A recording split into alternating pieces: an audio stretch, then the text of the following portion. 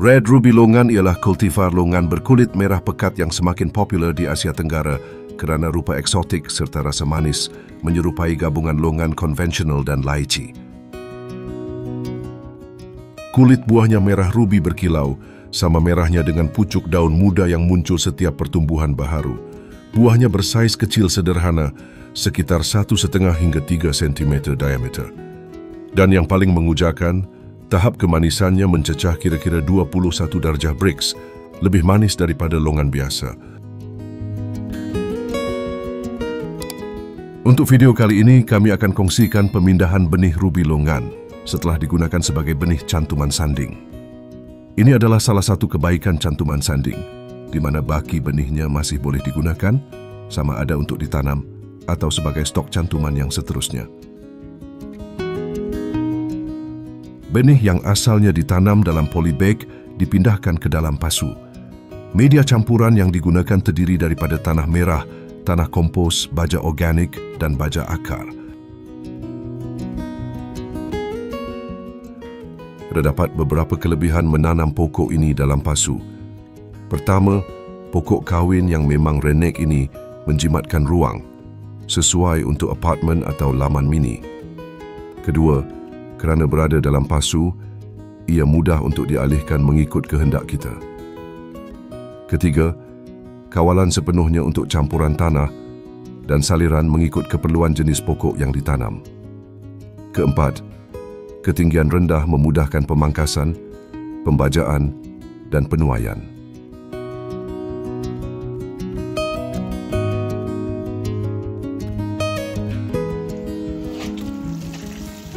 Media disiram sehingga semua tanah basah dengan memastikan terdapatnya air yang keluar dari bahagian bawah pasu tersebut.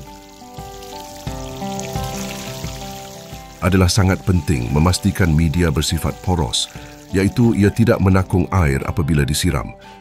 Biasanya kami, jika ingin menambah porositi media, ia boleh ditingkatkan dengan menambah sekam padi mentah. Menutup permukaan media dengan sungkupan organik ialah amalan asas yang menjimatkan air, mengawal rumpai, menjaga kesihatan akar serta meningkatkan kualiti tanah sekaligus memastikan pokok ruby longan dalam pasu kekal sihat dan produktif.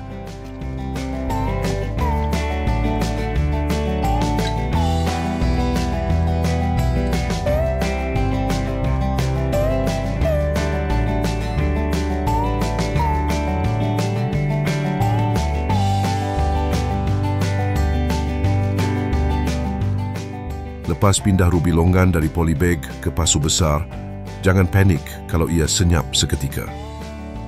Biasanya, akar ambil masa 2 hingga 4 minggu untuk pulih sebelum pucuk merah baharu meletup keluar.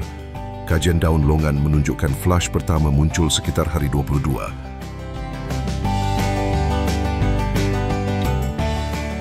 Kini ruby longan telah mula masuk fasa pembungaan. Hujung dahan menghasilkan panikel sepanjang 15 hingga 30 cm, dipenuhi kuntum krim kekuningan. Dari tunas hingga mekar penuh mengambil masa 4 hingga 6 minggu. Hujan lebat semasa berbunga boleh menggugurkan bunga dan menurunkan bilangan buah.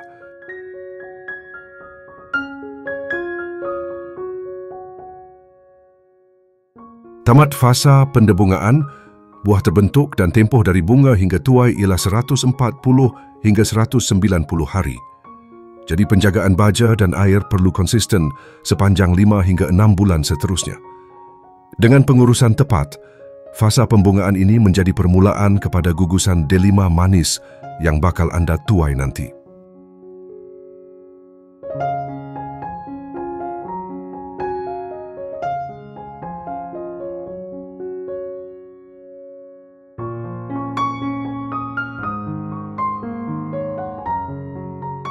Keseluruhan tempoh mekar mengambil kira-kira 35 hingga 45 hari. Setiap panikel boleh menghasilkan sehingga 1,000 bunga betina, tetapi lazimnya cuma 60 hingga 80 biji yang jadi buah. Namun ia bergantung juga kepada cara penanaman serta perawatan. Penanaman dalam pasu biasanya hasilnya adalah jauh kurang daripada ditanam terus atas tanah. Pendebungaan dikendalikan lebah madu apis cerana, lebah kelulut trigona dan lalat hover, jadi elak semburan racun serangga waktu siang.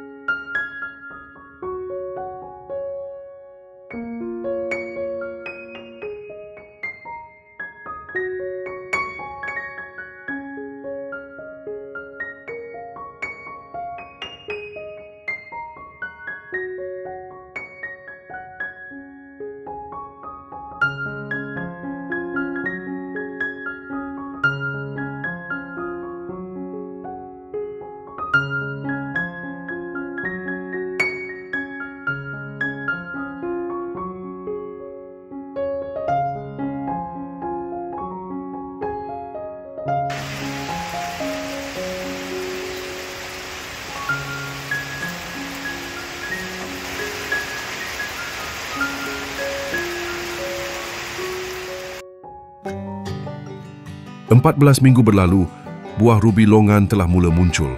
Sepanjang minggu keadaan cuaca selalu hujan dan ini mungkin telah menyebabkan banyak bunga yang gagal menjadi buah. Akibatnya, buah yang dihasilkan adalah jauh kurang daripada bunga yang mekar yang begitu banyak pada fasa pembungaannya. Bunga rubi longan tak semestinya berubah jadi buah walau cuaca kering. 5 punca utama selain hujan ialah: pertama, suhu dan angin ekstrim.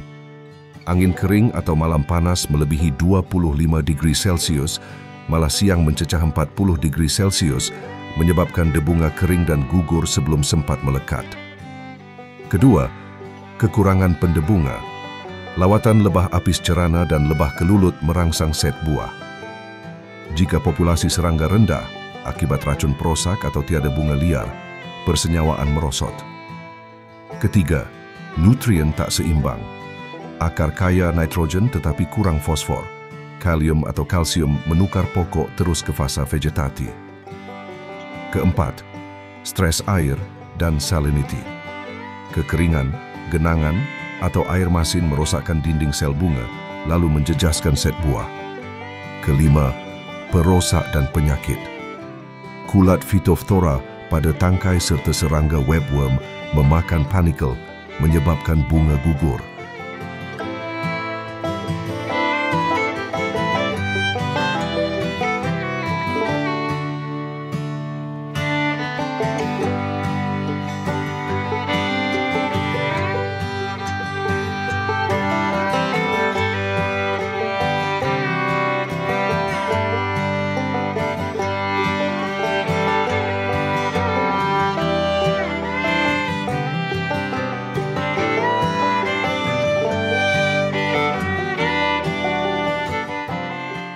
Itu sahaja perkongsian kami kali ini. Semoga ianya memberi manfaat.